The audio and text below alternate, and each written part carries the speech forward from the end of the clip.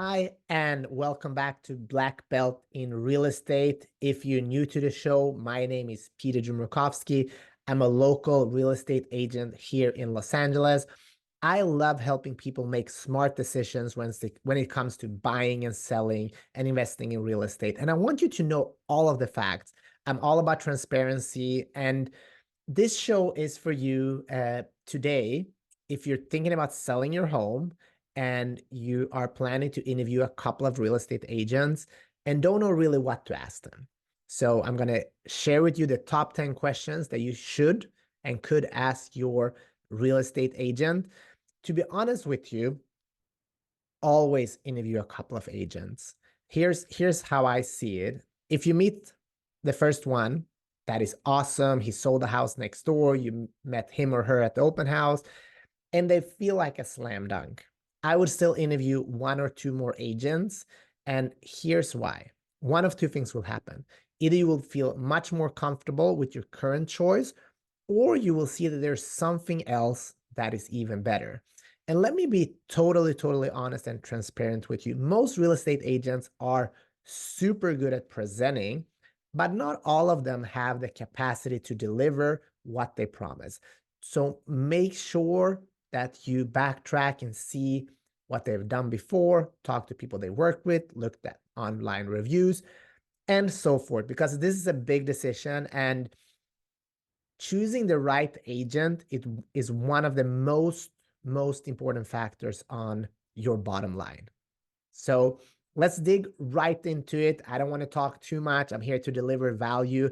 If you're thinking about selling and want to give me the opportunity to interview and to grill me with all these questions and see how I respond and talk about my past experience, reviews, and so forth, I would love for that opportunity. Either way, I'm going to provide tons of value here for you today. So top 10 questions to ask the listing agent. First is, what is your experience in this local market? And I want to share local market because hyper-local knowledge is super important. It might not be the best agent for you that have the local expertise, but if you can find a great agent that is also local, typically that will be like a slam dunk because they know the ins and outs. They know the different floor plans. They have met the community before, and they will make sure to price your property accordingly. What is your marketing strategy for my property? That's another question that is great. And a lot of people out there believe that all real estate agents do the same thing. That is not accurate. Choosing the right agent is one of the most important factors for your success. The second part is the marketing strategy. And then the third part is the pricing strategy. But let's talk about marketing. So ask your agent, what are they doing? If they're saying we're going to post on the MLS and you got to be everywhere, yeah, everybody does that. That's normal. What else do they do? Do they go out and actually hunt for the buyers? For example, myself and I know many other great agents, they look up all the past sales in the last year in that little pocket and call all those agents. They door knock and tell the neighbors about this new property. That's something that I do. Call the neighbors. There's many things you can do outbound.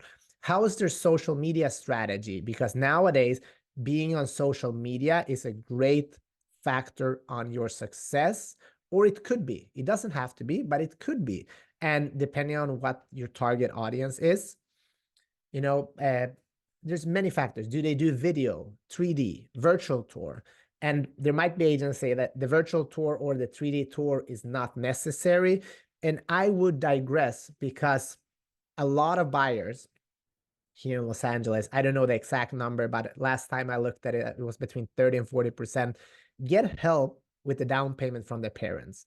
And a lot of time the parents are not local. So having a virtual tour and a video could be crucial in the decision-making factor.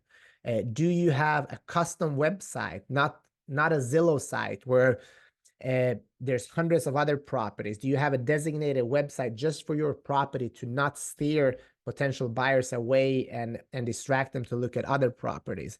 There's many things. Again, I'm happy to connect with you one-on-one. Third question, can you provide references from past clients? If an agent starts getting a little bit sweaty when you ask this question, I would say that's a big concern, because references and reviews are one of the most important factors. Because if we look at past success, is usually a big indicator of future success. Not always, because we can all change, we can all learn.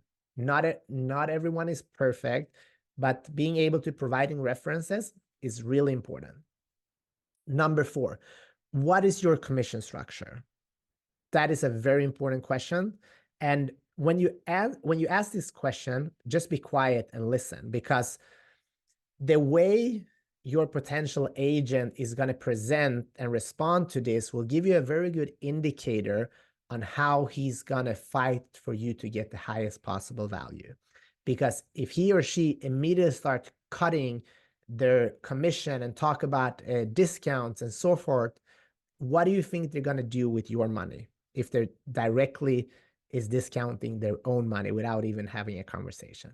So that's a great question, important question. Listen and see, because this is a tidbit on how they will negotiate for you when you get offers. How will you determine the listing price for my home? Pricing a property appropriately is one of the most important factors. And there's 3 ways of pricing a property. You can price it high. Typically, you do that if you're unrealistic, or you have a specific property that is very unique, which means it has an ocean view or a tremendous lot, which is hard to put value on, or there's something unique. That's one strategy. There's one strategy of pricing at market value, which means you price right around the comps to try to get 1 or 2 offers. And then there's the underpricing strategy, which means you underprice the property in order to create a bidding war. And they're all great strategies depending on your goals, depending on the area and what the data is showing, and also on what type of property it is. So this is very important. Ask this question, and again, listen. What's their strategy? Why are they pricing at that number, and what is the goal? Because a misconception is that listing price is the same as sales price. Those are 2 very different things, because the listings price is to get somebody in the door. Sales price is what you get. Number 6, what is your negotiating strategy? That's also a great question to ask. How are you going to market the property? What's the negotiating strategy to get you the highest possible number? I know if you would ask me that question right now, I would have a perfect strategy once I see your property, once I know the area and the data and see exactly where you're planning, what your goals are. I would share that strategy with you. And time again, I have delivered upon what I said I was going to do, because I did the research, I had the backup from my team, and I also had the experience. How will you keep me informed throughout the selling process? This is a great question. And even before the meeting, you're already getting an idea of how they're gonna, inform you. If you would schedule a listing appointment with me, for example, you would have received a calendar invite and you would have received a text that morning. I'm looking forward to meeting with you. And if you would have asked something, you would have seen that I'm very responsive. Depending on what style you like, calls, emails, text, feel out and see how responsive is this agent going to be once you sign a contract with them. Number 8, do you have a network of professionals to assist with the sales? For example, stagers, photographers, painters, etc. This is a great question to ask, because if you have a lot to do and you need to make the property ready to sell, such as paint, bring in staging, photo, stuff like that, you don't want to coordinate that as the seller. That should be included in, the commission, at least the service. And if you work with a team, that would be easy. If you work with me, I would handle all of that for you if you want to. If you want to be involved, that's awesome. But the whole goal with listing a home is to get the highest possible value, but also make the transaction smooth and that you feel informed, safe, and ready to go. Number 9, what is your average time on market for properties you represent? Ask this question, see what they say, and then follow up with the question, please show me the data supporting this. Just be quiet. This would be a great question to ask because you're going to see right off the bat how honest your agent is. And I think, unfortunately, most people don't trust real estate agents. And I think it's so sad but I do understand it, because a lot of real estate agents, they are not willing to share all of the information, willing to be ultra transparent, and willing to share and be honest with what you need to hear. So this would be a great indicator, like you see if what they're saying are supporting what they're doing. That means that they're probably a good agent, because they value honesty, they value trust. Number 10, how do you handle challenging situation or obstacles in a sale? And I would ask, can you please share a couple of stories of past sales where there was challenging situations and what you did to overcome those? And just be quiet. These are all great questions. I would also look them up online. What type of reviews do they have? What do other people say?